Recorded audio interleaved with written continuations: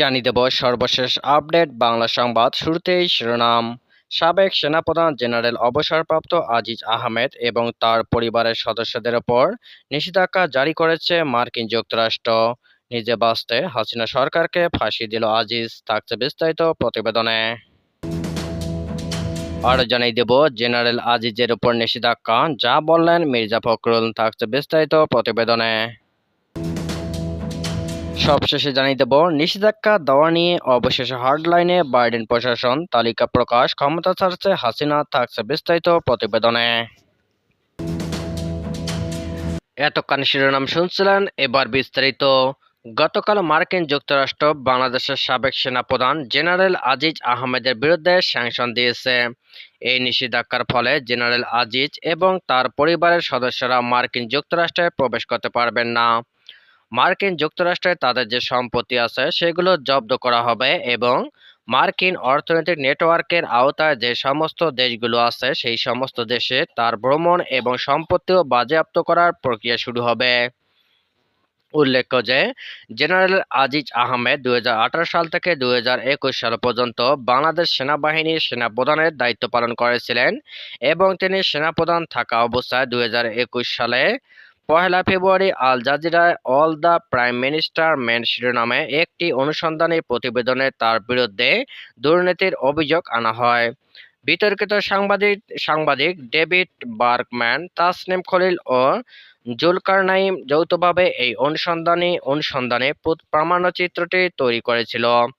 ওই অনুসন্ধানের প্রামাণ্যচিত্র সে সময় সারা দেশে আলোচনার ঝড় তুলেছিল। যদিও সরকারের পক্ষ থেকে বলা হয়েছিল প্রামাণ্যচিত্রের বক্তব্য সঠিক নয়, তবে মার্কিন যুক্তরাষ্ট্রের নিষেধাজ্ঞার বিষয়গুলো পর্যালোচনা করলে দেখা যায় যে প্রামাণ্যচিত্রের ভিত্তিতে সাবেক সেনা প্রধানের বিরুদ্ধে নিষেধাজ্ঞা আরোপ করা হয়েছে। নিষেধাজ্ঞা আরোপের ক্ষেত্রে মার্কিন স্টেট ডিপার্টমেন্ট যে বিবৃতি প্রকাশ করেছে সেই বিবৃতিতে 3টি কারণের কথা উল্লেখ করা হয়েছে। প্রথম কারণে বলা হয়েছে যে জেনারেল আজিজ সেনাপ্রধান থাকা অবস্থায় ব্যাপক রকম দুর্নীতির সঙ্গে জড়িত ছিলেন। এই জড়িত থাকার ফলে রাষ্ট্রীয় প্রতিষ্ঠানের নিরপেক্ষতা, জবাবদিহিতা ক্ষুণ্ণ হয়েছে এবং একটি গণতান্ত্রিক প্রক্রিয়ার জন্য অন্তরায়। দ্বিতীয়ত, স্টেট ডিপার্টমেন্টের বক্তব্যে দাবি করা হয়েছে যে তিনি তার ভাইয়ের অপরাধ কর্মকাণ্ডকে ঢাকা দেওয়ার চেষ্টা করেছিলেন এবং তাদেরকে অপরাধ থেকে দায়মুক্তি দেওয়ার জন্য প্রচেষ্টা চালিয়েছিলেন। তৃতীয়ত, মার্কিন পররাষ্ট্র দপ্তরের অভিযোগে বলা হয়েছে যে তিনি সেনাবাহিনীর কেনাকাটায় তার ভাইদেরকে কাজ পাইয়ে দেওয়ার জন্য বিপুল পরিমাণ দুর্নীতির আশ্রয় গ্রহণ করেছিলেন। উল্লেখ্য যে আল জাজিরার প্রতিবেদনে এই বিষয়গুলো উল্লেখ করা হয়েছিল এবং 1 ফেব্রুয়ারি ওই প্রতিবেদনে দাবি করা হয়েছিল যে আজিজ আহমেদের 3 ভাই একটি হত্যা মামলায় দণ্ডিত ছিল এবং এদের মধ্যে একজন, তোফায়েল আহমেদ জোসেফ, রাষ্ট্রপতির কাছ থেকে মার্জনা পান এবং পরবর্তীতে তিনি তার নাম পরিবর্তন করে হাঙ্গেরিতে ব্যবসা-বাণিজ্য পরিচালনা করেন।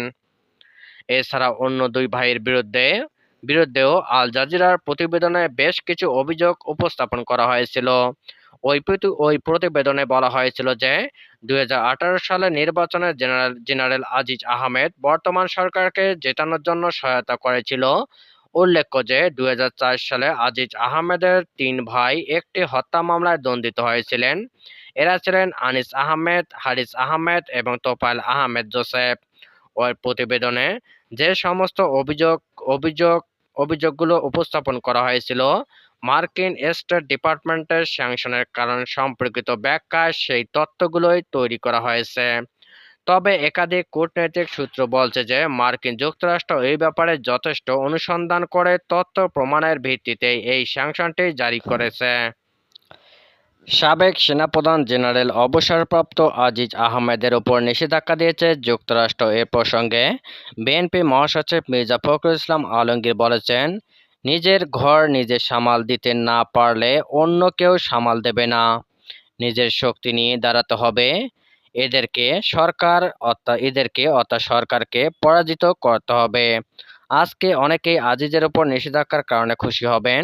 আমি মনে করি এটা বিভ্রান্ত হচ্ছে আমরা সব সময়। র্যাবের কয়েকজনের বিরুদ্ধে নিষেধাজ্ঞা এসেছে, তাতে কি ওদের ভয়ঙ্কর যাত্রা বন্ধ হয়েছে? হয়নি। মঙ্গলবার ঢাকা রিপোর্টার্স ইউনিটিতে জাতীয় গণতান্ত্রিক পার্টি জাগপা একাংশ আয়োজিত আলোচনা সভায় তিনি এসব কথা বলেন। জাগপার প্রতিষ্ঠাতা সভাপতি শফিউল আলম প্রধানের সপ্তম মৃত্যুবার্ষিকী উপলক্ষে এই আলোচনা সভার আয়োজন করা হয়। ফখরুল বলেন, দুর্নীতির ব্যাপারে আমরা হাজারবার বলেছি, সারা দুনিয়া বলেছে, তারা অর্থাৎ আওয়ামী লীগ অস্বীকার করেছে। এখন খবর এসেছে সাবেক সেনাপ্রধান আজিজ আহমেদের ওপর যুক্তরাষ্ট্রের নিষেধাজ্ঞা এসেছে। এই নিষেধাজ্ঞা দেওয়ার কারণ দুর্নীতি ও গণতান্ত্রিক প্রতিষ্ঠানগুলোকে প্রভাবিত করা এবং জনগণের বিশ্বাসকে ক্ষুণ্ণ করা। এই কথাটাই আমরা বলার চেষ্টা করেছি। সরকারের উদ্দেশ্যে বিএনপি মহাসচিব বলেন, আমরা রাষ্ট্রযন্ত্র, বিচার বিভাগ ও প্রশাসনকে ব্যবহার করছেন, ভয় রাজত্ব তৈরি করছেন।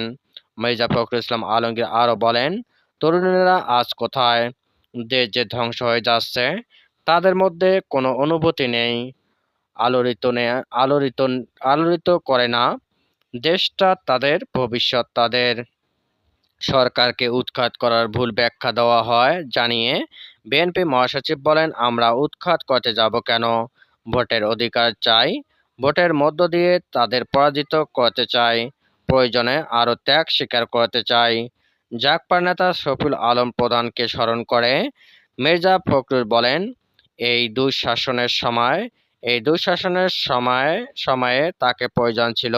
সমমনা জোটের সঙ্গে কাজ চলছে, ঐক্য আরও বৃদ্ধি পাবে।